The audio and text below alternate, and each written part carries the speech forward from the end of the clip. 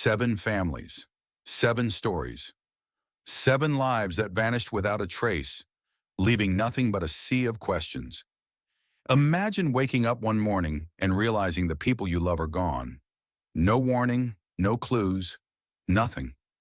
Just eerie silence and signs that don't add up, like broken porch lights and disturbing phone calls. What would you do?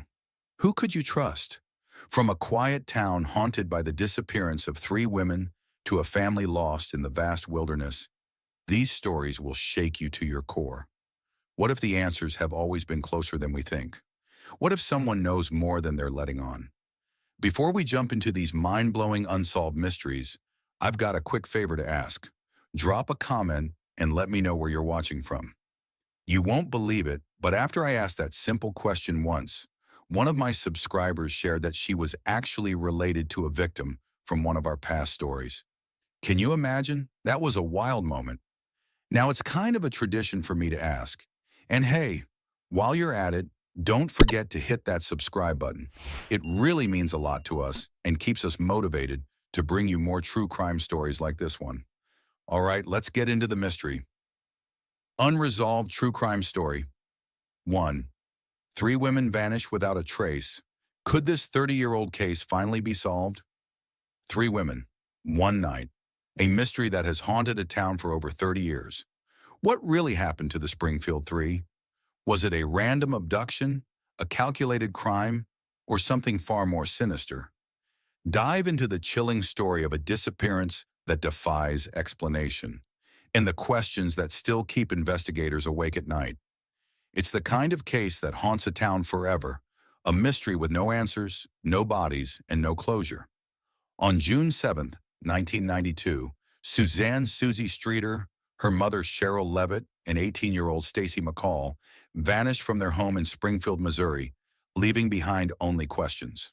The 3 women were last seen leaving a graduation party, but by morning, their lives had been erased without a trace. No signs of a struggle, no clues, just a broken porch light, strange phone calls, and a haunting message that was erased before it could be heard. Decades later, their case remains one of the most perplexing missing persons cases in American history.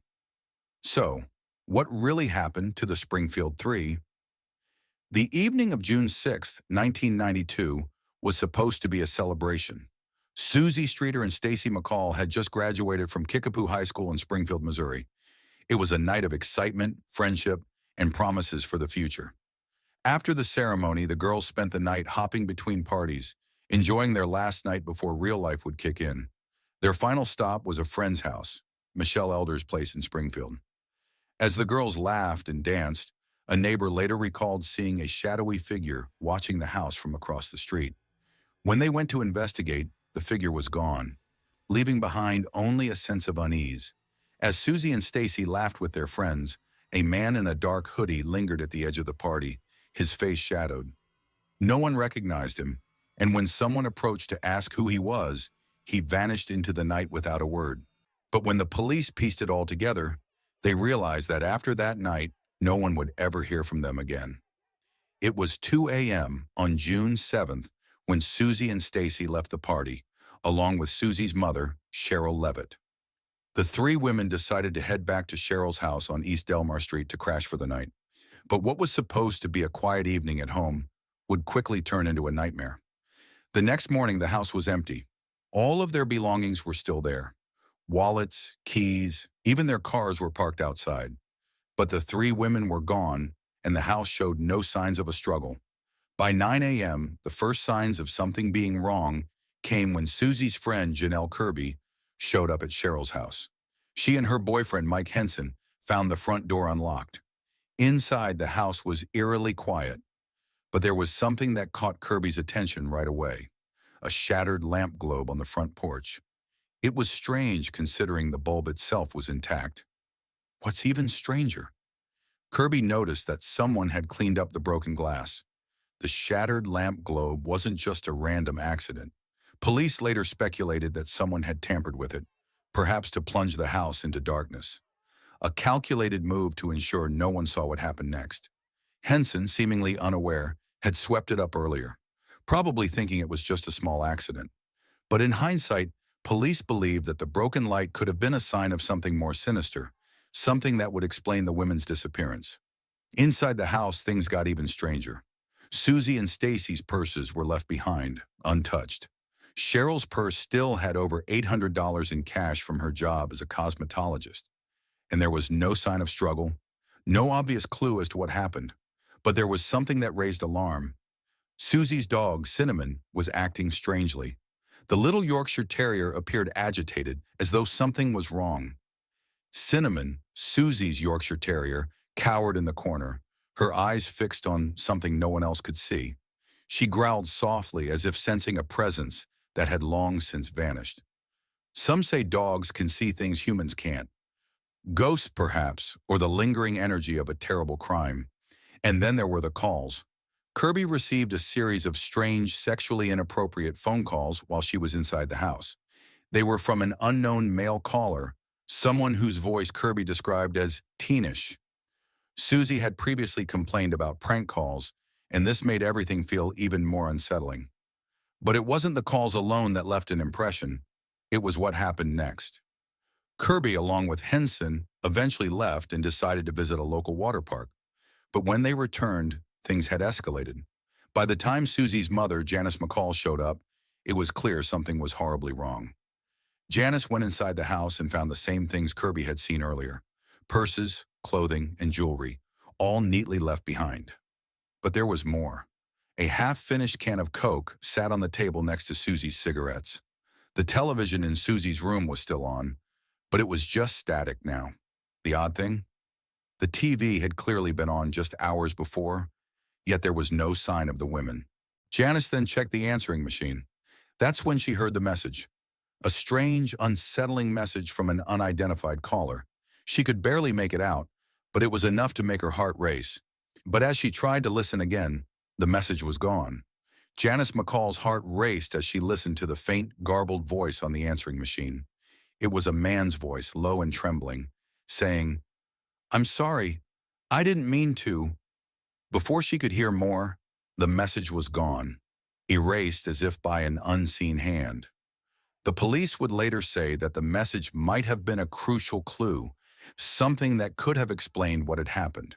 But with it erased, the mystery deepened. It wasn't just the erased message that was strange. It was everything about the scene. There were no signs of forced entry, no broken windows, no evidence of a fight. Everything was left behind. In fact, the only clue that seemed out of place was the broken porch light. It wasn't much, but it was the only physical evidence that suggested anything had happened at all. Police even noted that the window blinds in Cheryl's bedroom were bent awkwardly, as if someone had left in a hurry. At first, there were a lot of questions about who could be involved. Police started looking at people close to the women. One of the first names that came up was Dustin Rekla, an ex-boyfriend of Susie's. He was known for his violent tendencies and had even been caught breaking into a local mausoleum just months before the women disappeared. Some believe that Susie might have been planning to testify against him in court.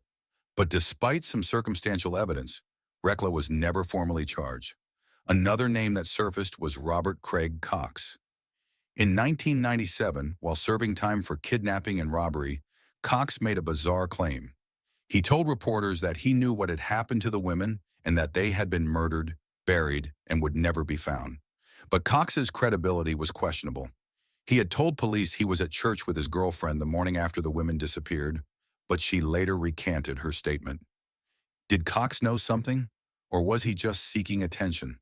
Police were never sure. In 2015, a new lead emerged. A former neighbor claimed to have seen a suspicious van parked near the house that night. The driver, he said, matched the description of a known serial killer active in the area at the time. But when police tracked down the van's owner, he had an airtight alibi, leaving investigators back at square one. As the years went on, the case grew colder. Thousands of tips were called in, but none of them led to any solid evidence. The most significant lead came in 2007 when a tipster claimed the women's bodies were buried beneath the foundations of a parking garage at a local hospital. The police investigated, even scanning the area with ground-penetrating radar, but they found nothing. For a brief moment, it seemed like the case might finally be solved. Ground-penetrating radar detected anomalies beneath the hospital parking garage. Could it be the remains of the missing women? But when the concrete was broken open, all they found were old construction debris. The family's hopes were dashed once again. Over the years, the Springfield 3 case became a symbol of frustration for both the police and the families involved. No one could explain what had happened, and the theories continued to grow more bizarre. Was it a random kidnapping, a planned murder, or perhaps something even darker? But despite the passage of time, no one had an answer. In 1997, Cheryl Levitt and Susie Streeter were declared legally dead, but their case files remain open, filed under missing, because for the families of the Springfield 3, that's exactly what they are, missing. They are still waiting for the day when they can finally lay their loved ones to rest. This case remains one of the most baffling in American history. If you found this story as gripping as we did, hit the like button, share it with your friends, and subscribe for more deep dives into unsolved mysteries. Your support helps us bring you more stories like this. To this day, the Springfield 3 remain missing, their fate a mystery that refuses to be solved. But some say that on quiet nights, if you listen closely, you can still hear the faint sound of a woman's voice echoing through the empty streets of Springfield, a voice pleading for answers that may never come. What do you think happened to Cheryl, Susie, and Stacy? Could this 30-year-old mystery finally be solved? Share your thoughts in the comments below, and don't forget to like and subscribe for more chilling mysteries that will keep you questioning everything. The questions still linger. What happened to Cheryl, Susie, and Stacy? Who took them? And why were there no signs of a struggle? As of today, their case is still active, and investigators continue to sift through thousands of tips. But after over 3 decades, the answers seem as elusive as ever. Unresolved true crime story. 2. The Jamison family's unsettling final moments. Did they flee or fall victim to something sinister? Just days before their disappearance, Bobby Jamison reportedly received a chilling message scrawled on a piece of paper left under his windshield wiper. It read, "You should leave while you still can."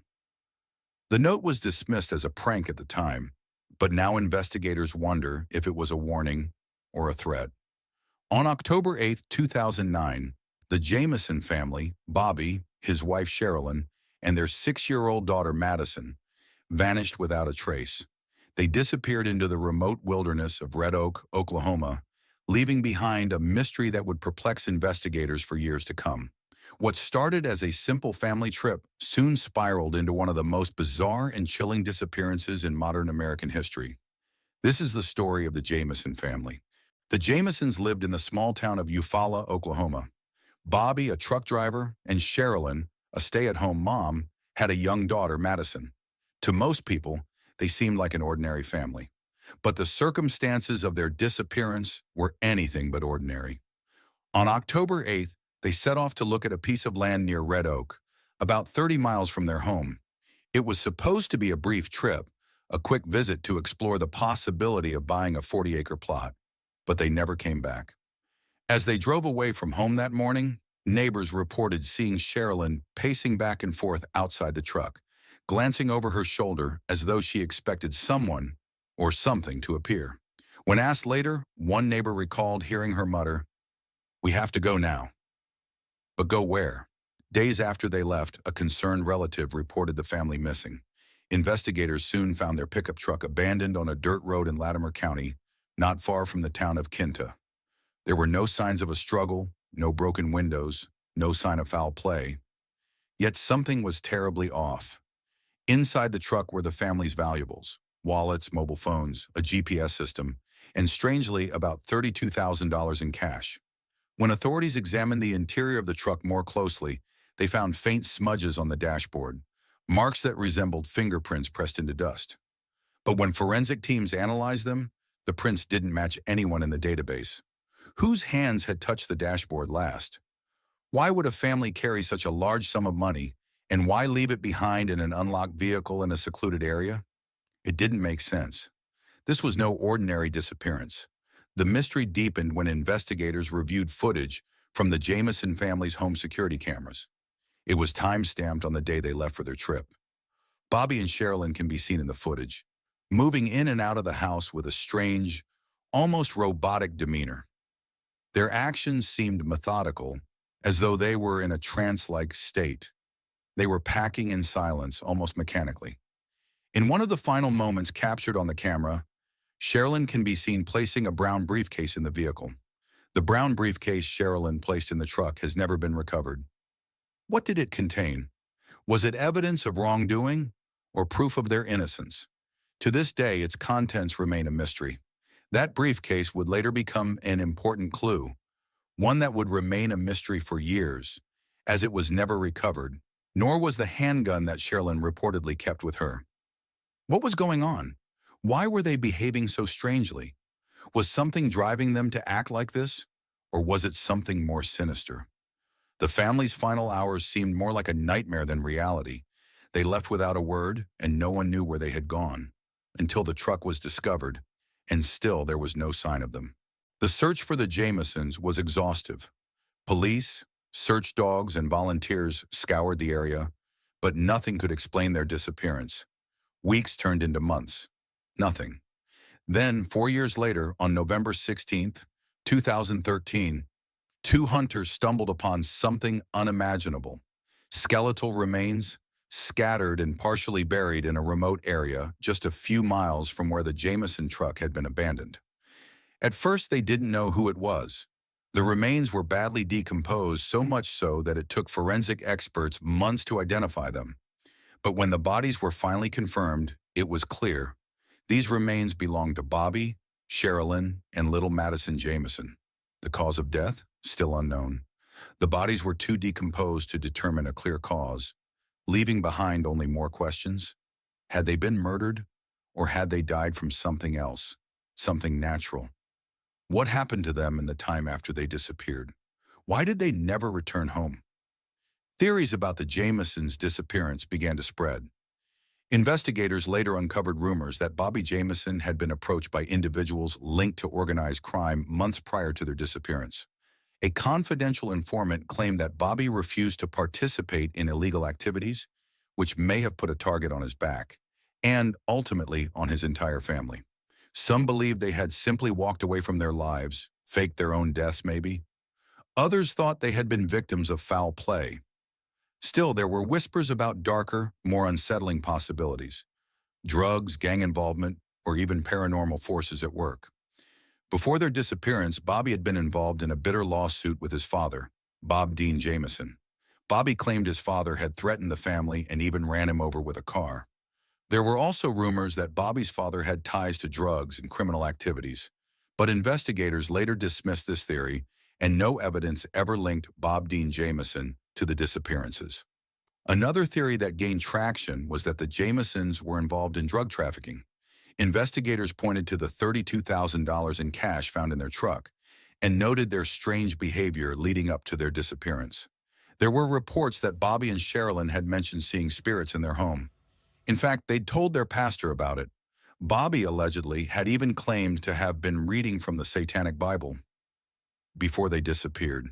Could they have gotten mixed up with something much darker than we can imagine? Some believe that Bobby's obsession with the occult had led them into dangerous territory, that maybe they had run afoul of something supernatural. Could the paranormal have played a role in their death? We may never know the true story behind the Jameson family's disappearance.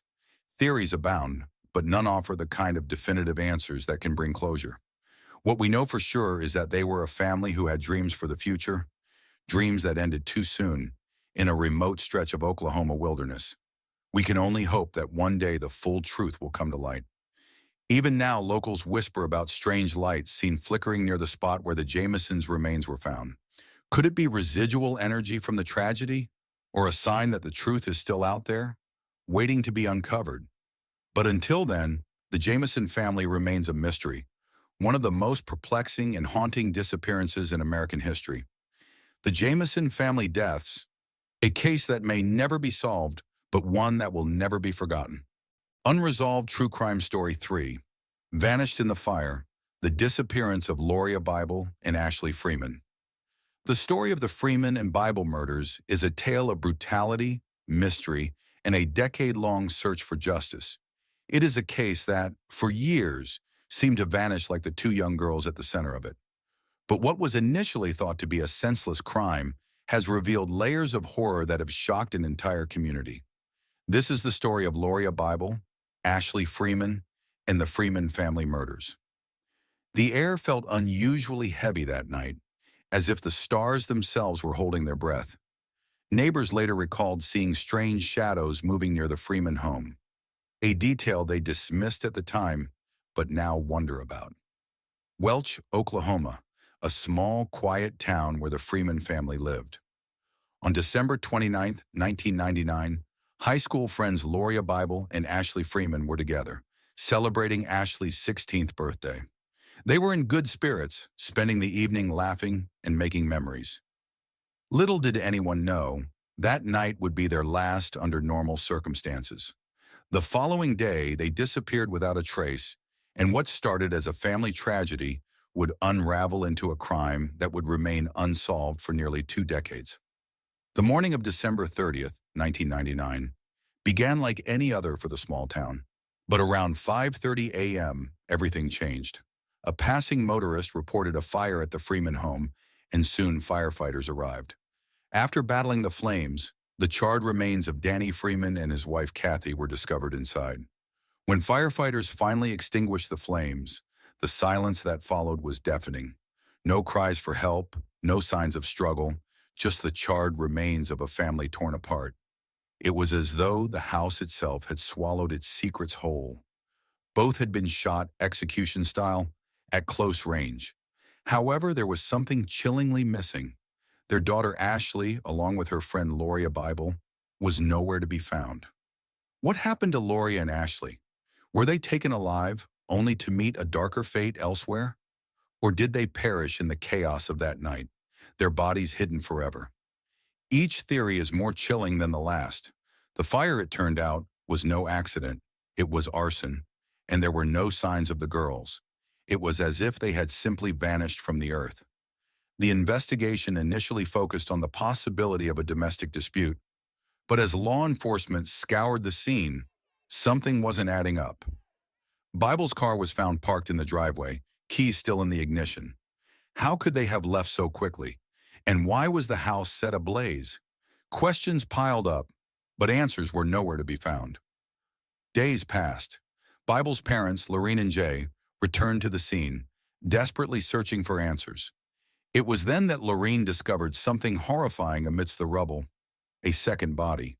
Danny Freeman, her son-in-law, had also been shot in the head, his body so badly burned that it was nearly unrecognizable. But still, there was no trace of Loria or Ashley. The investigation grew colder, and soon local authorities made an unfortunate decision. They had to declare the girls dead, even though their bodies had never been found. For the next several years, the case remained a haunting mystery. Investigators were left with little to go on. But hope didn't die completely. In 2001, convicted killer Tommy Lynn Sells came forward, claiming he had killed the girls. But his confession was as fleeting as it was false. He recanted, stating he only wanted the privileges that came with such a claim. A few years later, Jeremy Jones, another convicted killer, told a similar story, but once again, it was fabricated. A neighbor claimed to have seen headlights speeding away from the area around 5 a.m., just before the fire erupted. But when questioned further, the witness vanished without a trace, leaving investigators with more questions than answers. Rumors began to surface. Some suggested that the Freeman family's connection to law enforcement could have played a role. Rumors swirled about Danny Freeman's strained relationship with law enforcement following the tragic shooting of his son, Shane, by a deputy years earlier. Some whispered that old wounds had never healed, and revenge can burn hotter than any fire. But no solid evidence tied these theories to the case. As time dragged on, the Freeman family and the Bible family were left to wait. The loss was unimaginable. And yet in 2018, the case would take a shocking turn, one that would start to unravel the mystery. In April 2018, Ronnie Dean Busick, a man with a criminal past, was arrested in connection with the murders. Busick, along with two now deceased men, Warren Philip Welch II and David Pennington, were accused of being involved in the deaths of Danny and Kathy Freeman, and the abduction of Loria and Ashley. Witnesses claim that these three men had been bragging about the brutal murders, even showing off Polaroid photographs of the girls, bound and gagged. According to the accounts, the girls had been tortured, raped, and then disposed of in a nearby mine shaft or pit. The Polaroid photographs allegedly showed not just the girls bound and gagged, but something even more sinister: cryptic symbols drawn on their skin in what appeared to be blood. Investigators couldn't determine whether these markings were part of a ritual or a message meant to taunt those searching for answers. But most chilling of all, they were still missing. Investigators learned that Welch, Pennington, and Busick had allegedly kept photographs of their horrific actions, with some showing the girls helplessly tied up, some images even depicting Welch lying next to the girls in compromising positions. These photographs would become one of the most disturbing pieces of evidence to surface in the case. A female witness who had lived with Welch after the murders confirmed that she had overheard conversations where they discussed what had been done to Loria and Ashley. She had even seen a briefcase containing the photos. But despite all the new information, the search for Loria and Ashley's remains continued to yield no answers. In 2021, a search was conducted in a root cellar at a property once owned by David Pennington. But once again, the results were a dead end. The bodies of the girls remained elusive. And yet the investigation continued. The case gained national attention, profiled on America's Most Wanted, Unsolved Mysteries, and many more media outlets. Still, the question remained: what happened to Loria Bible and Ashley Freeman? For Loria's mother, Laureen Bible, the battle was far from over. She had spoken to Busick after his arrest, but he denied knowing where the girls were. And even as the case grew colder with each passing year, she held on to hope, knowing that justice was still out there. In 2020, Busick pled guilty to being an accessory to the murders of Danny and Kathy Freeman, but his sentence was light, only 10 years in prison, of which he served just 38 months before being released in 2023. His early release was a subject of controversy, as many felt that the victims' families had been denied justice once again. Ronnie Busick's release from prison was a bitter pill for the families to swallow. His conviction had been a small victory, but it was far from the closure that Loria and Ashley's families had been hoping for. The remains of the two girls were still missing, and their story was far from finished. The murders of Danny and Kathy Freeman and the abduction of Loria Bible and Ashley Freeman are not just the story of a brutal crime. They are the story of two young girls whose lives were taken far too soon. The search for their bodies and for the full truth continues, and with each new piece of evidence, we get closer to understanding the horrific events of that night. The case of Loria Bible and Ashley Freeman is far from over. Even today, locals claim to hear faint whispers coming from the woods near where the Freeman home once stood. Some locals claim that on quiet nights, faint whispers can still be heard near the ruins of the Freeman home. Are they echoes of the past, or pleas for justice that refuse to fade? The mystery of their disappearance continues to haunt those who love them. Until the truth is fully uncovered, their story will remain one of the most tragic and puzzling disappearances in the history of Oklahoma.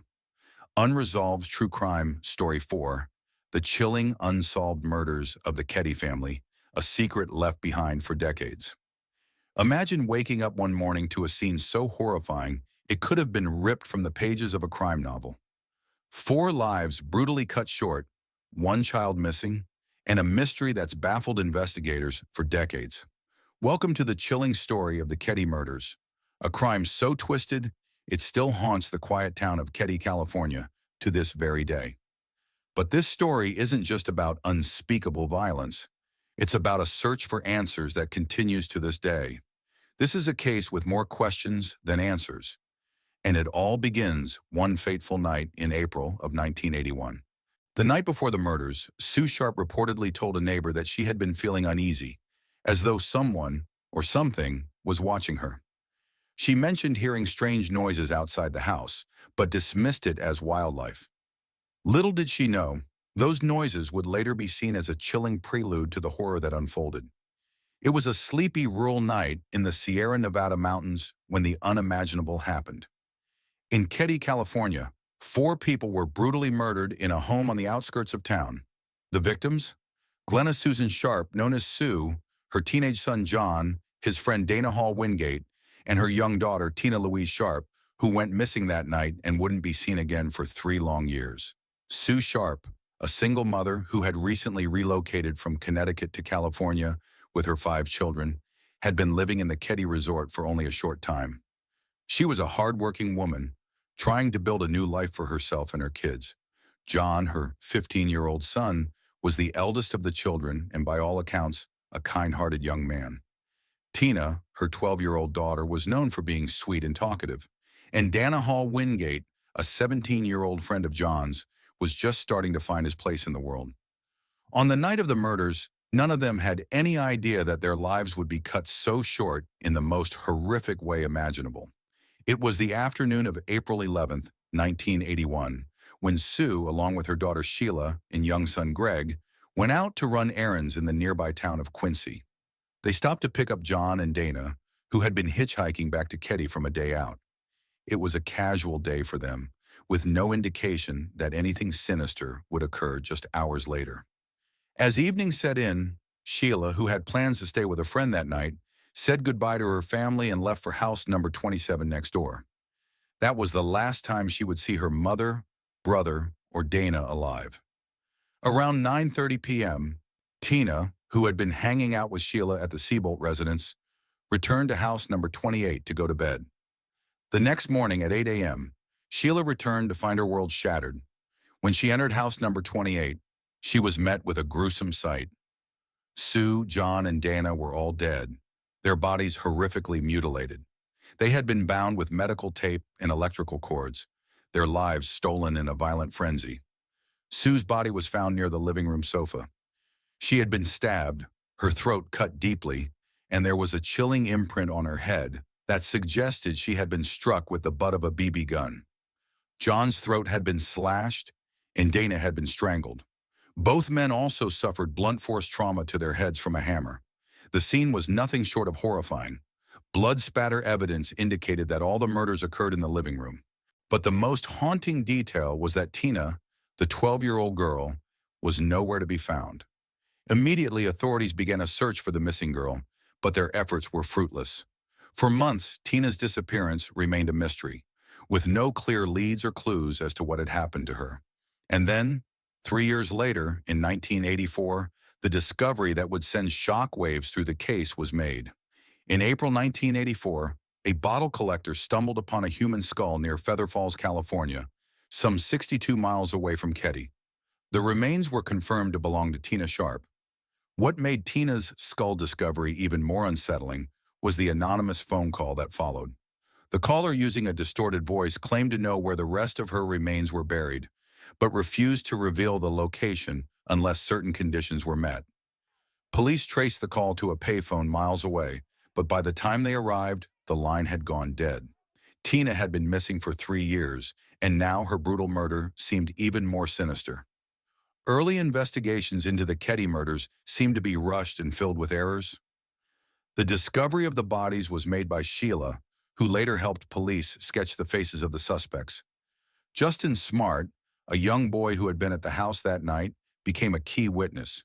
But his testimony was inconsistent, and he even claimed that he had dreamed about details of the murders. Police began to build a profile of 2 potential suspects based on his descriptions. 2 men in their late 20s or early 30s, one tall with dark blonde hair, and the other shorter with greased black hair. Yet the sketches they produced were criticized for their poor quality. As the investigation unfolded, one key detail caught the attention of authorities.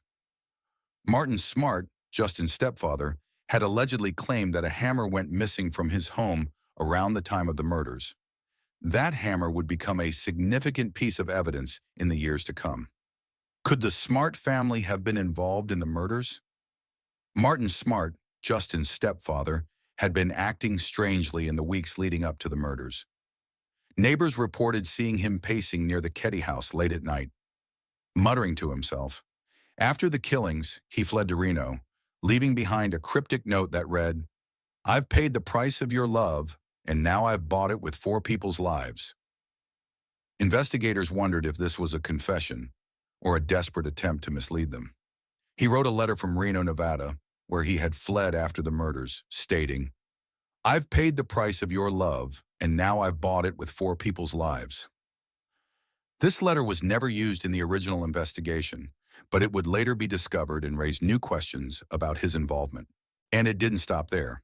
A counselor who worked with Martin Smart later claimed that he confessed to the murders, admitting he killed Sue and Tina to silence them. Was this the breakthrough that would solve the case? In 2016, a hammer matching the description of the one Smart had allegedly lost was discovered in a local pond.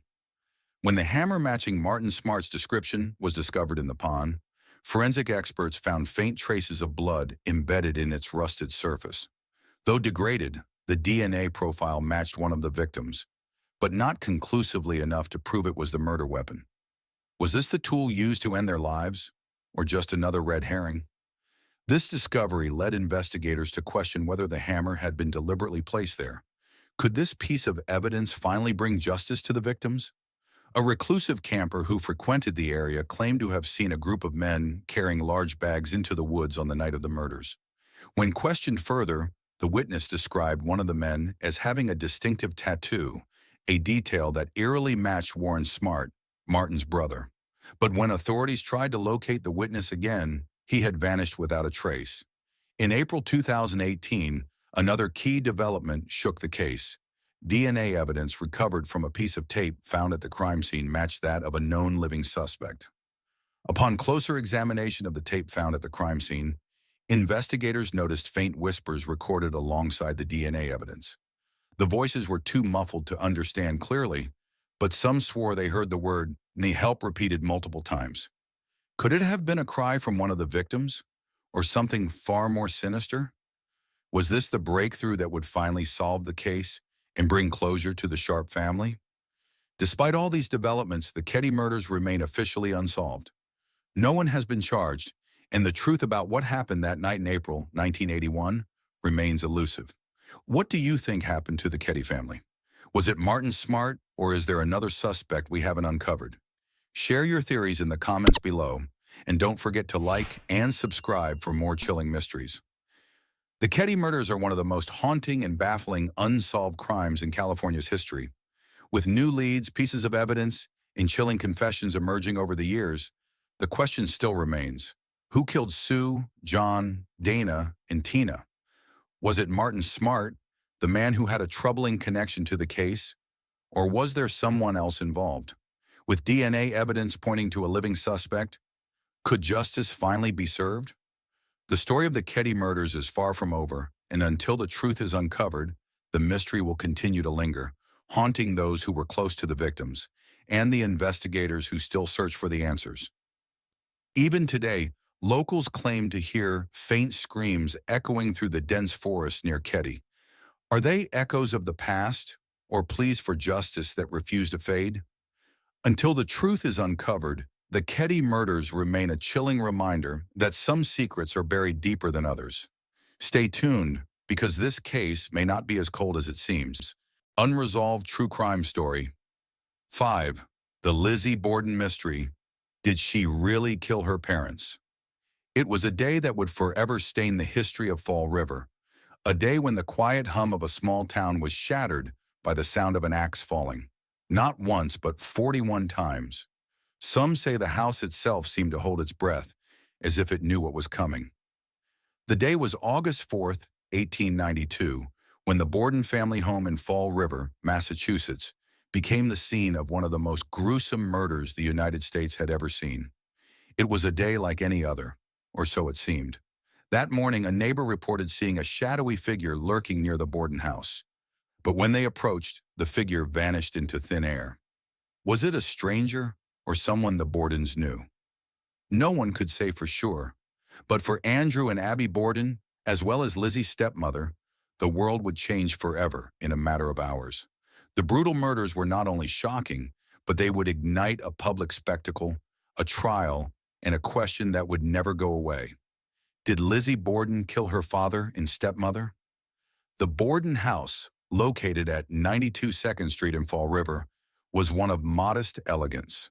While Andrew had made a fortune in the furniture and casket business, his lifestyle didn't match his wealth. No indoor plumbing, frugal living, and a family with hidden tensions beneath the surface. This was the environment where the murders would unfold. The Borden house was a place of contradictions, its modest exterior hiding a labyrinth of locked doors and whispered secrets.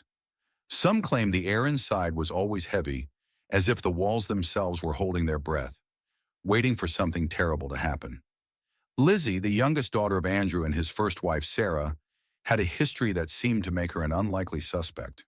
She was a church-going, well-regarded woman in Fall River, actively involved in various social causes.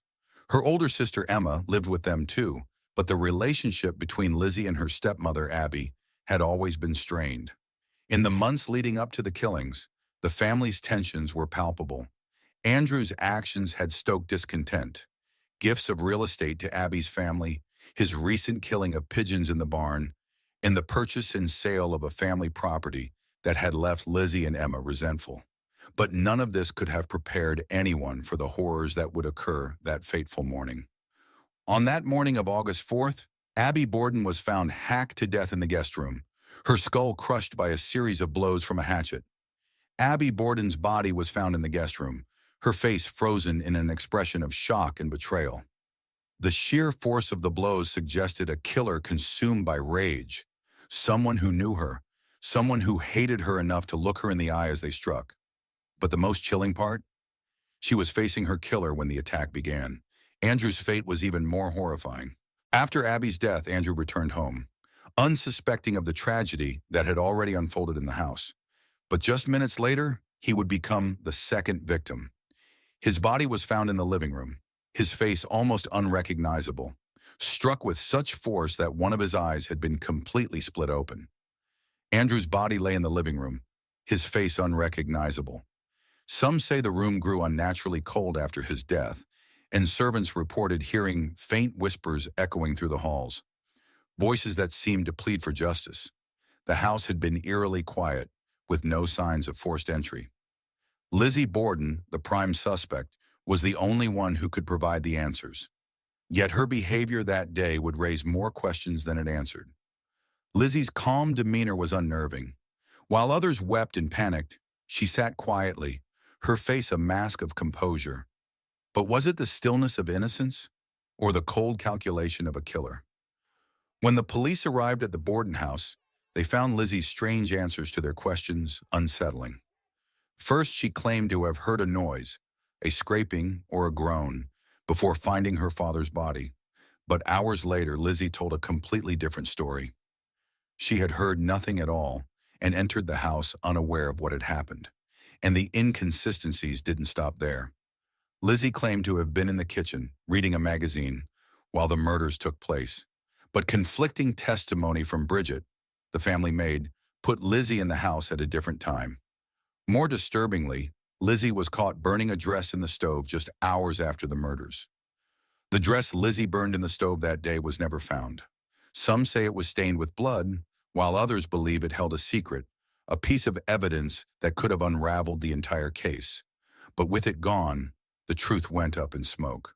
Was this evidence of guilt, or was she simply panicking?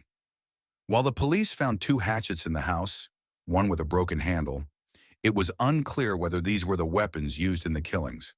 And yet, despite these oddities, Lizzie was never immediately charged with murder. Her calm demeanor and the lack of physical evidence against her allowed her to avoid arrest, at least for the time being. The trial began in 1893, with the public eagerly following every twist and turn. The prosecution argued that Lizzie had motive, financial gain, years of tension with her stepmother, and a possible rage over the real estate dealings. But the evidence against her was far from conclusive. The hatchet head found in the basement was never proven to be the murder weapon, and many of the witnesses' testimonies contradicted each other. During the trial, a witness claimed to have seen Lizzie washing a hatchet in the kitchen sink just hours after the murders. But when questioned, Lizzie denied it, her voice steady and unwavering. Was she telling the truth, or was she a master of deception? As the trial progressed, Lizzie's behavior remained stoic, even when the gruesome autopsy photos of her parents were shown in court. Some believed she was hiding her emotions, while others thought she was simply in shock. But one thing was certain, Lizzie's name was on everyone's lips. After weeks of testimony, the jury deliberated for only an hour and a half before delivering their verdict. Not guilty. Lizzie Borden walked out of the courtroom a free woman, but the public was not ready to let her go. Was she guilty? Was she simply an innocent woman caught in a whirlwind of suspicion? Or was there something deeper, something darker, lurking beneath the surface? Even after the trial, the mystery remained unsolved. Some believed Lizzie was in a fugue state, temporarily losing control. Others speculated that she had been the victim of years of abuse at the hands of her father. Theories swirled, but no one knew for sure. Despite her acquittal, Lizzie was ostracized by Fall River society. She moved to a new house, Maplecroft, in a more affluent area of the town. But even in this new life, the whispers about her involvement in the murders never stopped. Her relationships with others became strained, and she was even accused of shoplifting years later. She died in 1927, her life ending quietly after years of public scrutiny. To this day, the question remains, did Lizzie Borden kill her parents, or was she the victim of a broken justice system? What do you think happened in the Borden house that day? Was Lizzie guilty, or was she framed? Share your thoughts in the comments below, and don't forget to like and subscribe for more mysteries that will keep you questioning everything. Some say her ghost still wanders the halls of the Borden house, her voice whispering secrets that only the dead can hear. The truth may never be known, but the mystery will live on forever, and Lizzie Borden's name continues to captivate the public's imagination. Was she guilty, or was she the victim of a broken justice system? It's a question that remains unanswered.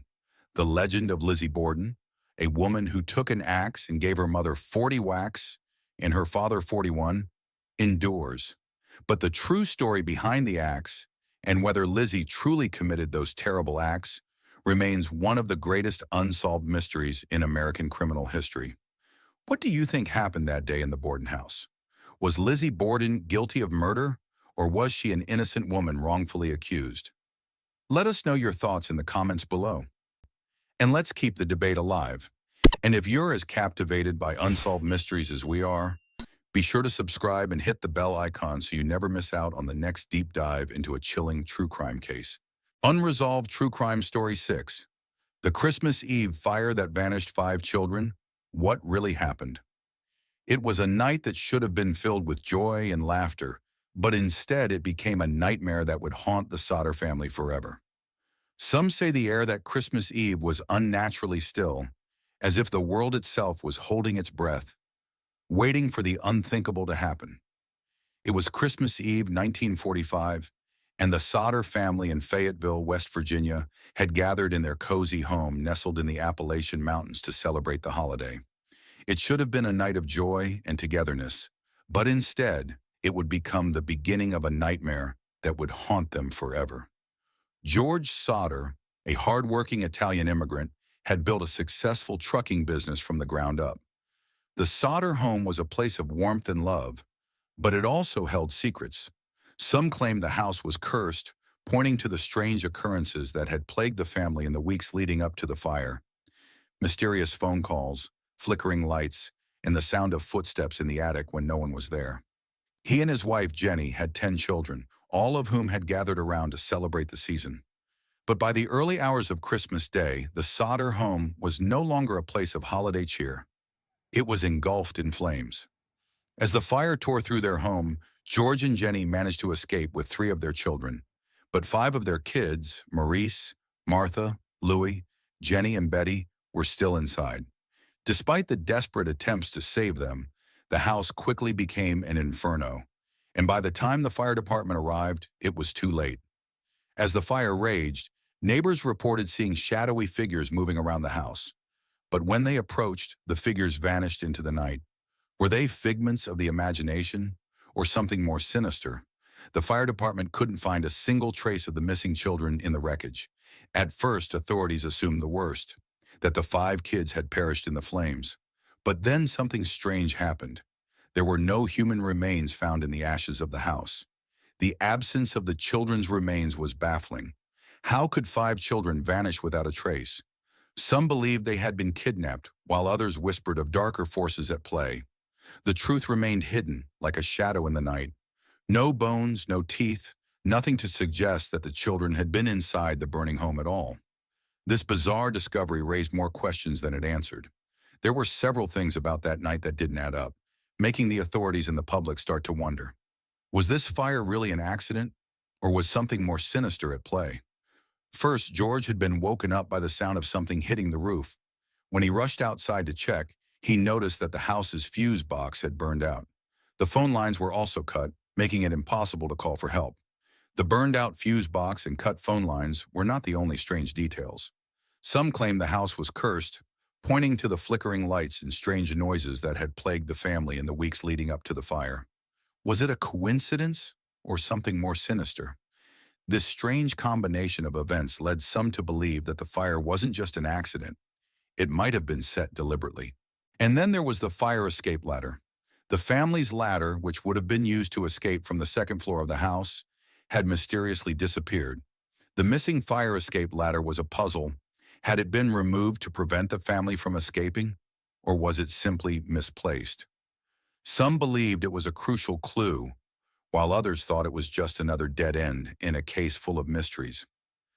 George immediately suspected foul play, wondering if someone had removed the ladder to prevent the family from escaping the blaze. But the most troubling part of the story was the absence of the children's remains.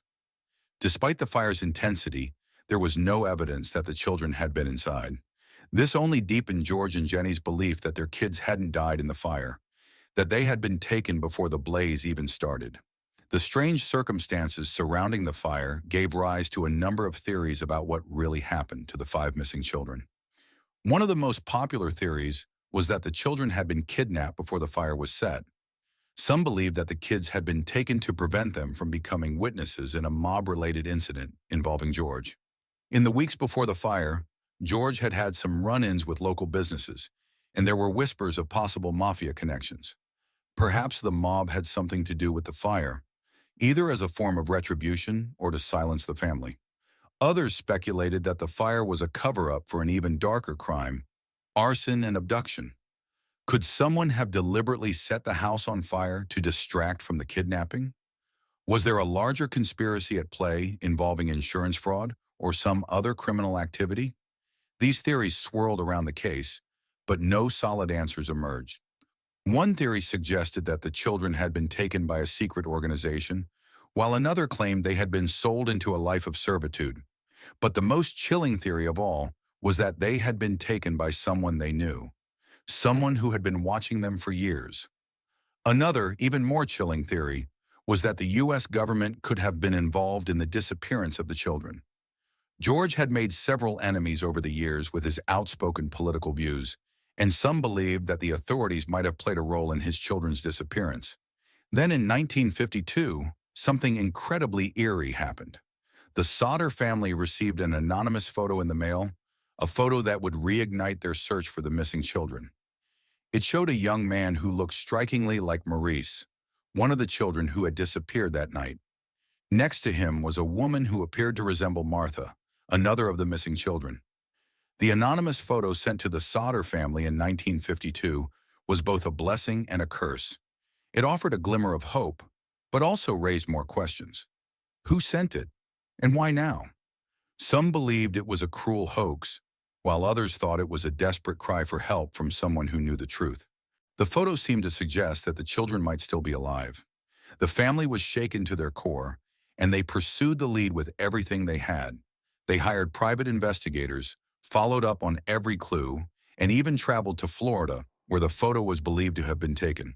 But despite their best efforts, the lead turned cold, and the case remained unsolved. Despite the years that passed and the many investigations, the case of the missing Sauter children never seemed to move any closer to the truth. George and Jenny never gave up hope. For the rest of their lives, they continued to believe that their children were alive and somewhere out there. In fact, they even put up a reward for anyone who could help solve the case. $10,000, a small fortune at the time. In 1950, they took the drastic step of putting up a billboard along U.S. Route 60 near their home. The billboard listed the names and ages of the missing children and offered the reward for information. The sign became a haunting reminder to everyone passing by of the tragedy that had struck the Sauter family. But despite their unwavering determination, George and Jenny passed away without ever finding out what had truly happened to their children. Over the years, the case was briefly revisited in the 1960s, but it was eventually deemed a cold case. The mystery, however, never left the public's mind. To this day, the fate of the Sauter children remains a mystery. Some say their spirits still wander the hills of West Virginia, searching for the home they lost that fateful Christmas Eve. Some say that, on quiet nights, the faint laughter of children can still be heard near the site of the Sauter home. Is it a trick of the wind, or a reminder that the truth is still out there, waiting to be uncovered? The truth may never be known, but the mystery will live on forever, and the case of the Sauter children continues to puzzle those who hear about it. Why were there no remains found in the ashes of the fire? Was the fire an accident, or was it set intentionally? And if the children didn't die in the fire, could they have been kidnapped before the blaze started? The anonymous photo that was sent to the Sauter family in 1952 only deepened the mystery. Was it possible that the children were still alive? Or was it just another cruel hoax? These questions, along with the strange circumstances surrounding the fire, have turned the Sauter case into one of the most baffling and enduring mysteries in American history. Despite decades of investigation, speculation, and theories, the truth remains elusive. The fate of the 5 missing Sauter children is still a mystery, and perhaps it always will be. What do you think happened to the Sauter children? Was it an accident or something more sinister? Share your thoughts in the comments below, and let's keep the search alive. Unresolved True Crime Story 7. The truth behind Jimmy Hoffa's mysterious disappearance, mafia, betrayal, or a staged death? What if one of the most powerful men in America was taken out by the mob, or worse, faked his own death to escape a life of secrets? On July 30th, 1975, Jimmy Hoffa disappeared, and his case has haunted us ever since. Stay with me, because this mystery gets darker than you think. If you've heard any theories about Hoffa's disappearance, drop a 1 in the comments right now. I'll explain why they might be wrong. His last known location? A parking lot outside a Detroit restaurant? His fate? No one knows. Was he murdered by the mafia, betrayed by someone close to him, or is he still alive, hiding in plain sight? The truth? It might be darker than we ever imagined. Stay with me, because this mystery is more twisted than you think. Jimmy Hoffa was a powerful man. A force in American labor, he rose to the top of the International Brotherhood of Teamsters, one of the largest and most influential labor unions in the country. At the peak of his career, Hoffa was known by everyone. He had the ear of politicians, business leaders, and even criminals. But that power made him enemies. People feared him, and people wanted him gone. By the mid-1970s, Hoffa was facing serious trouble. He had spent time in prison for jury tampering and was fighting to regain control of the Teamsters after being released. But his comeback was facing massive resistance. The mafia, with their connections to the union, wasn't happy about Hoffa's return to the top. Tensions were high. And then, on that fateful day in July, Hoffa disappeared. Hoffa was supposed to meet with 2 men in the parking lot, men whose connections to organized crime ran deep. But he never left. Some say they lured him there with promises of a peaceful meeting. Others believe it was a deadly trap. Why would Hoffa, a man known for his power and influence, let his guard down that day? What happened between the time he entered that parking lot and the moment he disappeared? The theories are wild, and they range from Hoffa being murdered by mobsters to him being hidden away by people close to him. Some even think that Hoffa might have gone into hiding voluntarily, but why would someone so powerful just disappear? Let's look at the most popular theory, the mafia. The mafia theory is the most popular, but it's also the most chilling. Hoffa had become a problem, a loose cannon. He was starting to threaten their operations, especially his attempts to regain control of the Teamsters. According to one of Hoffa's close associates, Jimmy was always a man of action, never one to back down. Could he have been lured to that restaurant with the promise of an old friend, only to be ambushed by those he once trusted? Did Hoffa know too much? And if so, was his life the price for keeping their secrets hidden? One of the most famous suspects in this theory is Anthony Tony Jack Giacalone, a powerful Detroit mobster. Hoffa was supposed to meet him at the restaurant, but he never showed. It's believed that Giacalone, along with other mafia figures, was responsible for Hoffa's disappearance. But no one ever confirmed this. But wait, what if the mafia wasn't involved at all? What if someone closer to Hoffa pulled the strings? Let's dive deeper into another chilling possibility. Could Hoffa have been betrayed by someone within his own circle? A trusted ally, someone he thought had his back, turning on him when the pressure became too great. Hoffa played both sides. He worked with the mafia, but also fought for the working class. Imagine being caught between the mob, the government, and your own union. Hoffa wasn't just fighting for power, he was fighting for survival. But in this dangerous game, who could he really trust? In a world where trust is rare, it's possible that one of his closest associates decided to silence him forever. There's another theory, one that seems almost impossible to believe. What if Hoffa staged his own death? But not to escape the mafia. What if Hoffa made a deal with someone even more dangerous? People close to Hoffa believe that he knew something huge about the government, the mafia, and his own union. Could Hoffa have faked his death to disappear into hiding, leaving behind a trail of lies to keep the real story buried? But if that's true, then who was he hiding from? The case only gets stranger the more you look into it. There have been numerous theories over the years, and every one of them has holes in it. The FBI has investigated Hoffa's disappearance, but they haven't gotten far. There were a few leads, but none of them ever panned out. The investigation went cold, and Hoffa's fate was left in limbo. Then came the so-called Hoffa grave search. Frank Sheeran, a hitman, claimed he knew where Hoffa was buried. The FBI dug up the field he pointed to, but all they found were old car parts. Was Sheeran lying? Or was Hoffa's body hidden somewhere so cleverly no one could ever find it? Some say Hoffa's body was never buried at all, but instead moved multiple times to confuse investigators. If that's true, then maybe the mafia isn't the only one trying to cover up the truth. More than 45 years later, and the questions only continue to pile up. What really happened to Jimmy Hoffa? Was he murdered by the mafia? Or was he betrayed by someone he trusted? Was it all just a plot to escape the pressure of his life? Or was Hoffa silenced forever to protect dark secrets? Some of you might be wondering, why does this matter? Why are we still obsessed with Hoffa's disappearance? It's because his case is the perfect true crime mystery. Hoffa was a man who lived in the shadows, a man who made powerful enemies, a man who could have been killed for any number of reasons. And the truth, whatever it is, has never been uncovered. The search for answers has kept us captivated for decades. What happened to Jimmy Hoffa? Theories abound, but no answers. Was he murdered to protect the mafia's dark secrets? Or did he disappear to escape a life closing in on him? We may never know the full truth, but the mystery is far from over. And as long as the questions remain, the story of Jimmy Hoffa will continue to haunt us. So, what's your theory?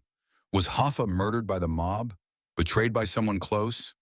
Or did he fake his own death to protect a secret so big it could destroy everything? Drop your thoughts in the comments. I want to hear your take. And if you're obsessed with mysteries like this, hit that subscribe button and turn on notifications, because we're diving into more unsolved cases next. And if you're ready to uncover more unsolved true crime stories, hit subscribe now so you don't miss the next chapter in our search for the truth.